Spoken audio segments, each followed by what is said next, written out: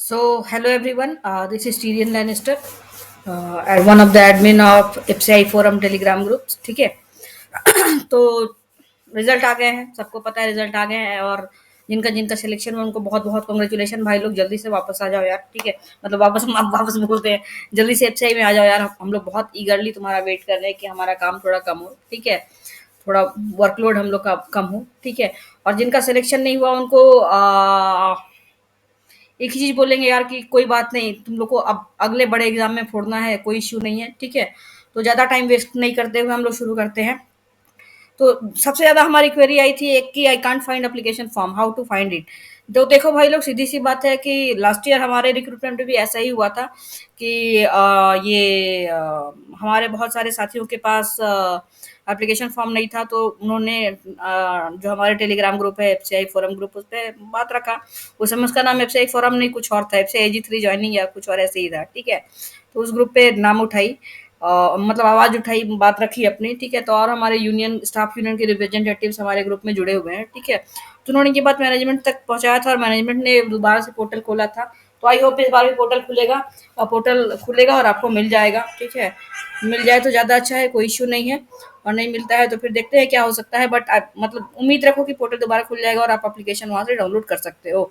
और अगर अभी डाउनलोड हो रहा हो तो एक बार वहाँ से चेक कर लेना, मैंने आपका पोर्टल अभी तक चेक नहीं किया है. ठीक है, तो आगे बढ़ते हैं. अगला क्वेश्चन था कि एफसीआई फुली सेंट्रल है या नहीं है. तो एफसीआई फुली सेंट्रल मतलब एक तरह का पीएसयू है भाई, जो हमारा ऑर्गेनाइजेशन है अबाउट अस. ठीक है, उसकी वेबसाइट पे लिखा हुआ है कि जो हम लोग हैं food corporation of India act 1964 से एस्टैब्लिश हुए थे. इसका मतलब है कि हम लोग एक स्टैट्यूटरी बॉडी है, सॉर्ट ऑफ पीएसयू, जो हम लोग ministry of consumer affair food and public distribution के अंदर आते हैं. और हमारा जो पे स्केल है वो आईडीए पैटर्न में होता है. ठीक है, बाकी लोगों का सीडीए पैटर्न होता है, लेकिन हमारा जो है वो आईडीए पैटर्न में होता है. ये ये मैंने सेंट्रल गवर्नमेंट ने मुझे गलती से आईडीए लिख दिया, ये असल में सीडीए होता है. ठीक है, तो आईडीए पैटर्न में इंडस्ट्रियल डीए हमारा होता है.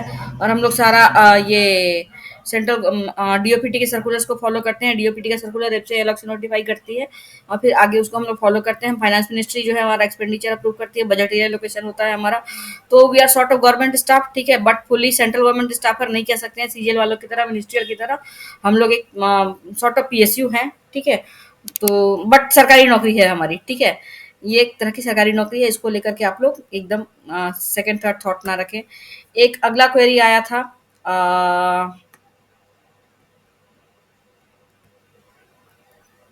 कि सैलरी कितनी है. ठीक है, तो भाई सैलरी बेसिक हम लोगों का 28,200 से शुरू होगा, और 28,200 हमारे सारे सिटीज एक्स वाई और जेड सिटी पे आएगा.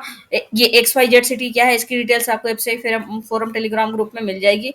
आप डॉक्यूमेंट में सर्च कर लेना सिटीज करके, आपको उसमें मिल जाएगी. ठीक है, तो जो हमारा एक मैं वाई सिटी का एक एग्जाम्पल दे रहा हूँ, ये एक एस्टिमेशन है, मतलब ये एक्यूरेट नहीं है. ठीक है, 28,200 आपका बेसिक पे होगा. आपका आईडीए बनेगा 10,490 37.20% के रेट से.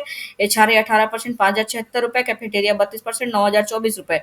और आपका अलग अलग डिडक्शंस होंगे, सीपीए, पेंशन, प्रोफेशनल टैक्स, और हमारा जो मेडिकल स्कीम है ईटीसी, एनपीएस वगैरह, ये सब डिडक्शन होकर अराउंड 40,000 रुपए आपको मिलेंगे.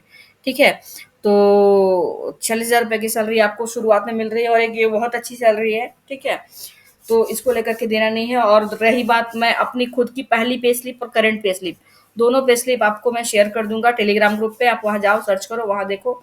ठीक है, तो आगे बढ़ते हैं. अगला क्वेश्चन था कि डिपो जो है वो गर्ल्स के लिए सेफ नहीं है.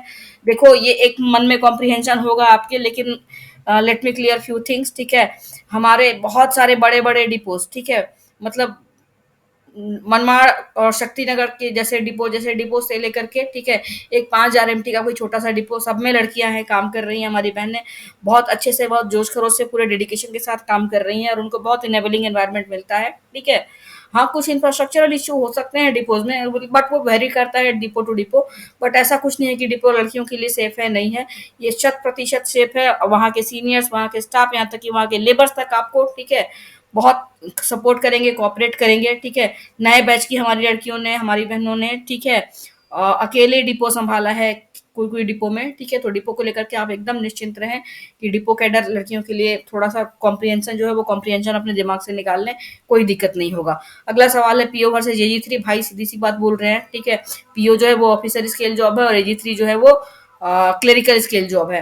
पीओ में आपके पास डिसीजन मेकिंग होगी, एजी 3 में आपके पास डिसीजन मेकिंग नहीं होगी, ठीक है। सैलरी का डिफरेंस होगा, सो होगा ही होगा, ठीक है।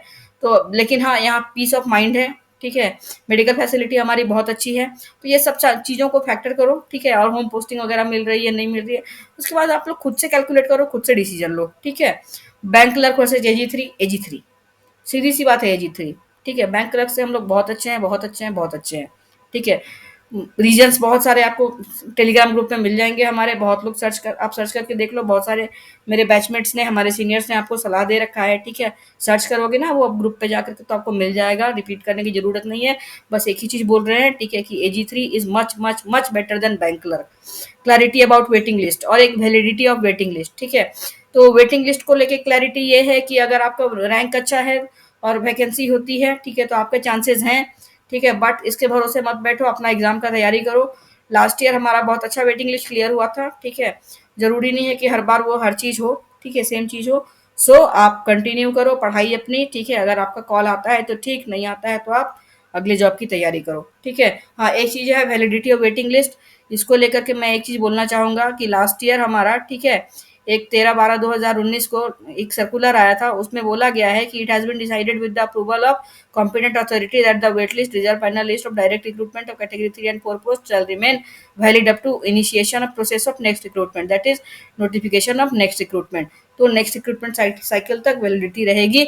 एक अगला सवाल आया था सीजीपीए वर्सेस परसेंटेज, तो सीजीपीए वर्सेस परसेंटेज को लेकर के कोई दिक्कत नहीं है, ज़्यादा टेंशन लेने की जरूरत नहीं है। आपकी मार्कशीट में लिखा हुआ रहता है कन्वर्जन का फॉर्मूला, और अगर नहीं है तो आइए, आप टेलीग्राम ग्रुप पे फॉर्मूला डाला हुआ है, क्वेरीज डाली हुई है, वो आके आप देख लीजिए, ठीक है। ये हो गई सीजीपीए वर्सेस परसेंटेज, ठीक है। और एक और क्वेरी था only marks in marksheet, percentage नहीं दिया हुआ है, डिवीजन दिया हुआ है, ये भी कोई बड़ा इश्यू नहीं है, ठीक है। परसेंटेज कैलकुलेट हो सकता है, ठीक है, तो इसको लेकर के पैनिक नहीं होना है। एक अगला सवाल आया था बाद में वैकेंसी बढ़ेगी या नहीं, तो भाई बाद में वैकेंसी नहीं बढ़ेगी ना घटेगी, जो एक बार वैकेंसी नोटिफाई हो गया, रिजल्ट निकल गया, सो वही है।